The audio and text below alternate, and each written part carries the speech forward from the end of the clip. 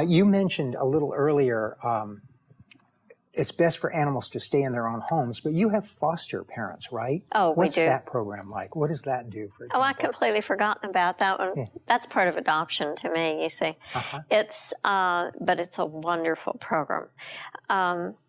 Well, there are a lot of reasons for it. One of the main reasons is that if we take in like a mama cat who is very pregnant, and we can move her into a home to have her kittens, then she has them in an environment that is home-like because it is a home, and it doesn't have this bombardment of germs and things coming at her that we can't do anything about at the shelter. And then she also has the kids or the people in the family who love cats who are playing with the babies, because who can resist a kitten? Everyone's going to play with the kittens, of course.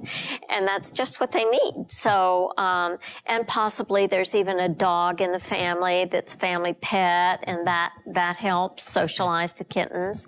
So all of the experiences that these kittens need to be rich in to be placed in a new home and get along and do well are in foster homes. They're not in the shelter.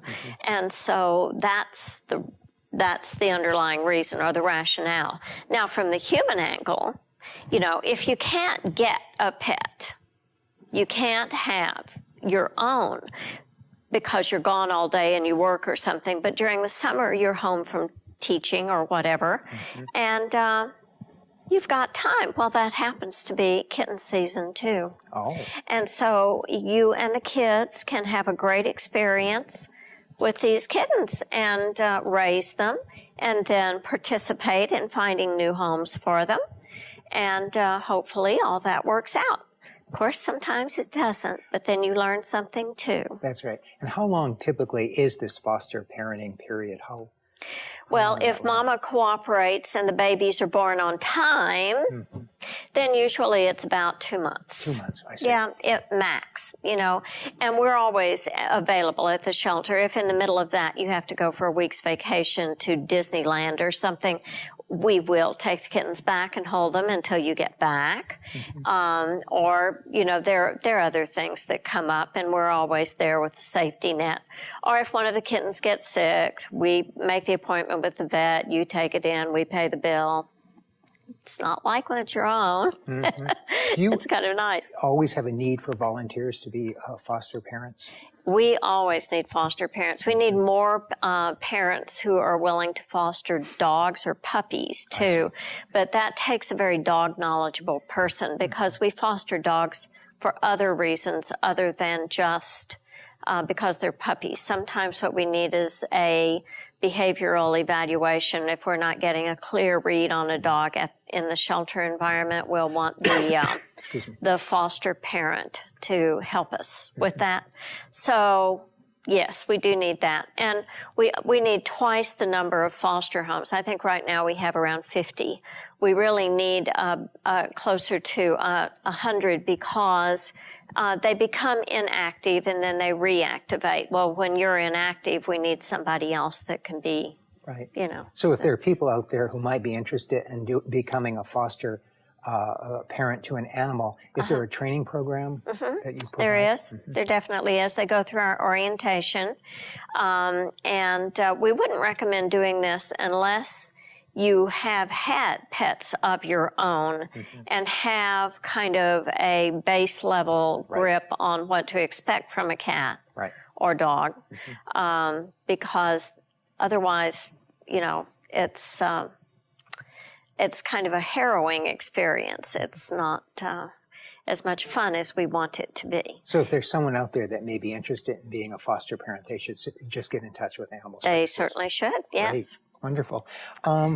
What would you say might be one of your favorite stories about working at the animal shelter? Do you have any particular story that comes to mind? Isn't this just a half-hour show? I have enough for a book. You know, some of the funniest things happen there, but they really do lose in the translation from visual to verbal. Yeah. There are some really funny ones. Animals do the funniest things. It's not the animals, it's the people.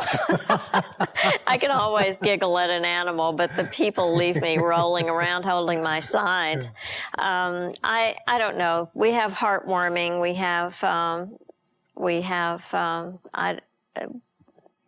have sad. My staff are more than able to shed tears with people that come to us. I think we probably all cry at least once a week. You know, when you have somebody like a great big old burly trucker bring his little Pomeranian in to be put down and he's sobbing, you can't help it. Yeah. It's heart-wrenching, heartwarming. I probably work in the most emotional profession that there is because that's what animals do to us. They tug at our heartstrings. And is it true that I've often heard it been said that if you lose an animal, that if you don't adopt another one within 6 months to a year, you probably won't, or is that individual? Oh, I think that's solely individual. Okay. I did have a wonderful guy, and he'll know who he is when I tell the story, who came to me one day and said, I had to have my German Shepherd put down, and I need to adopt another one. And at that moment, I happened to have a purebred German Shepherd in adoption. And I said, you know, I really would recommend against this. Of course, you know yourself better than I do, but you probably need to have some time to grieve. You've lost your best friend. Right.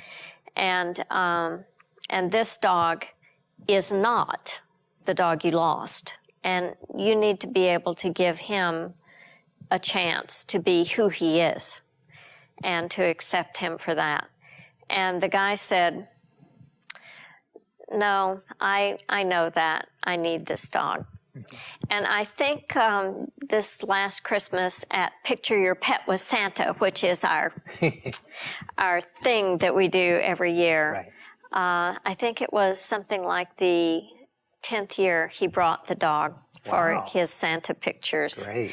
And every year, you know, he comes in and says, remember? I go, yep, I sure do. That's the adoption and the relationship that prove the rule, and those two are fast friends.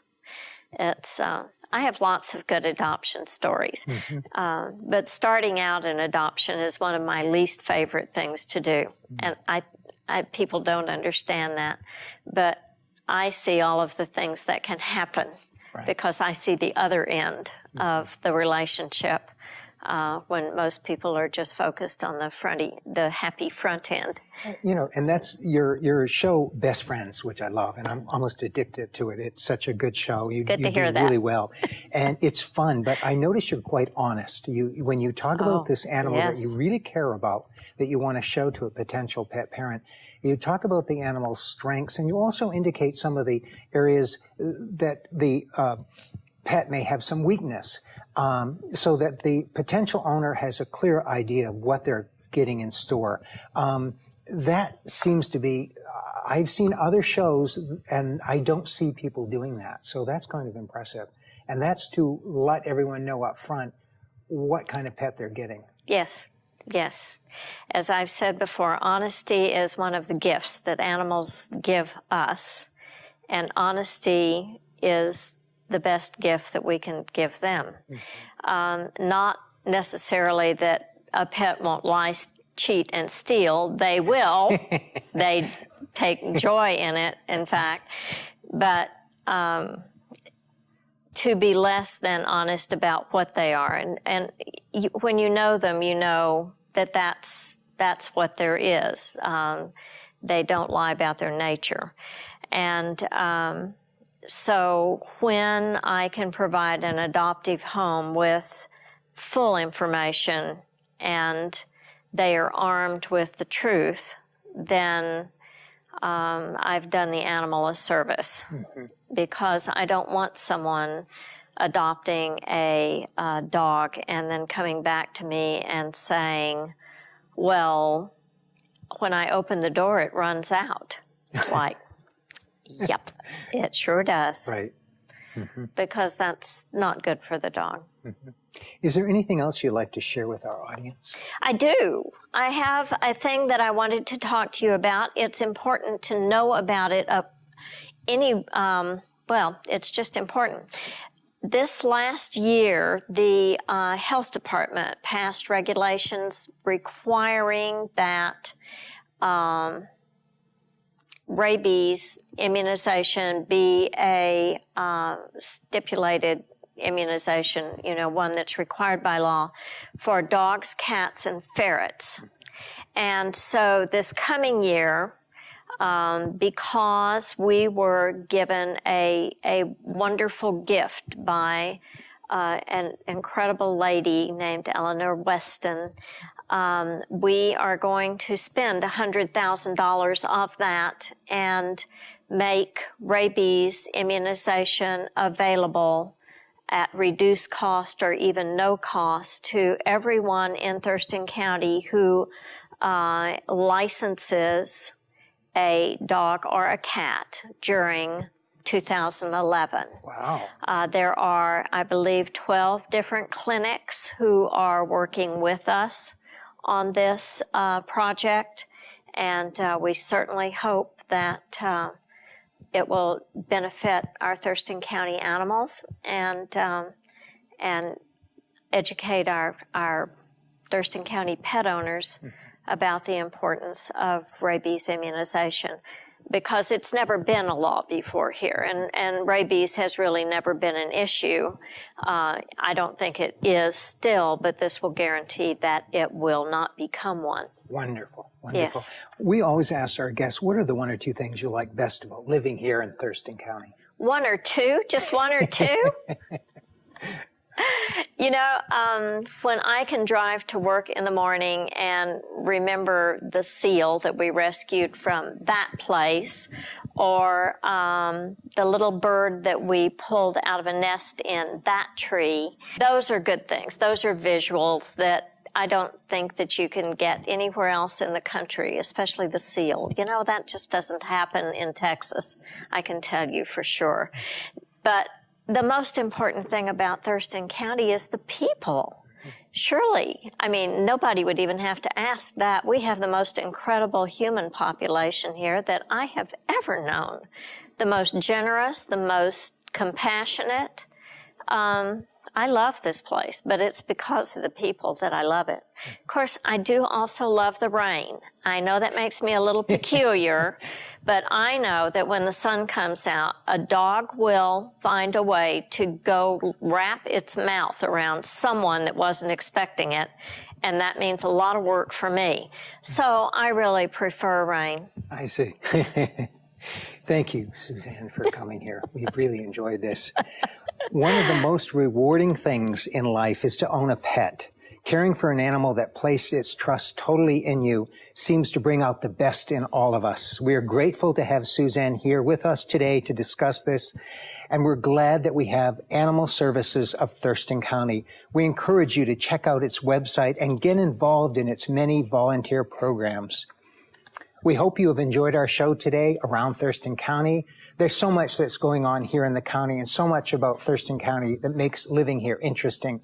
Please plan to look for our show on Comcast TCTV, Channel 22, Monday evenings at 6:30 p.m. and Friday evenings at 5 p.m.